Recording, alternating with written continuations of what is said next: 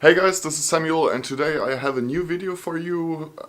This time it's about headphones. Which ones should you buy if you're looking for good studio headphones that give you linear frequency response and just something to work, because 95% of headphones on the market are not designed or built for working in pro audio. That's just not the case. They are not linear and they're just not built for that. You can also see that in, for example, the quality of when you put them on your head. For example, HD25, if you take those legendary headphones, DJ headphones from Sennheiser, which are cool for what they are, okay? For DJing, not for mixing music or working in a studio, it's not what they are designed for. They have a very high pressure. You will actually get headache after a while. So you are looking for something that is specifically designed for the work in the studio. And to be very honest with you, I'm a professional musician since 10 years. I'm living only from music since 10 years. Traveled 30 countries with my music and talked with hell a lot of producers in the world since quite some time. And there is almost no other headphone, at least not in this price class, okay, that can compete with the DT series. This is the lower end series of Beyerdynamic. They have the DT 770, which are completely closed architecture, 880, which are half open, and 990, which are open design. And the drivers are the same, okay? So what you need to understand is that there are different kinds of headphones. Open, half open, closed.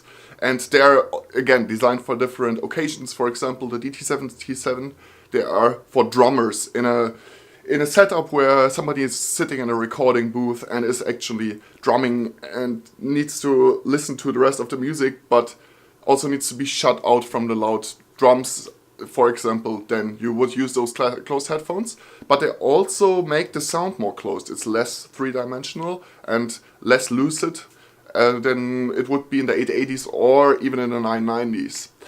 So the best for mixing, per se, for working in a studio is the DT990. That is for sure, and it's also the cheapest one. You can get this one for like around 120 euros, so that's really super cheap and a great headphone. Then the half open one is the most expensive one and tries to combine both worlds, okay, the open and the closed world of headphones, if you want so. And yeah.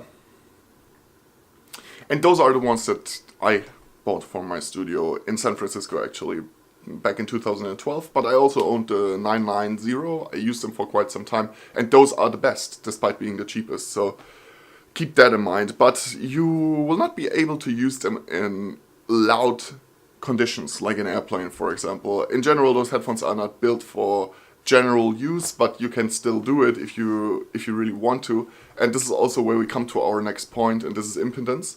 So basically, impedance describes the power the drivers need to run, or this is like how I understood it. I'm not an electrician, but the higher the number, the more electricity you need to run, but also the better the fidelity of the sound. So for example, there are 600 ohm series headphones, or not series, 600 ohm headphones in the DT series. But you need a mic preamp to actually run them well. And then there are, for example, editions, I think, in 80 and 250, if I'm not completely mistaken. I have the 250 edition, which is kind of the medium way.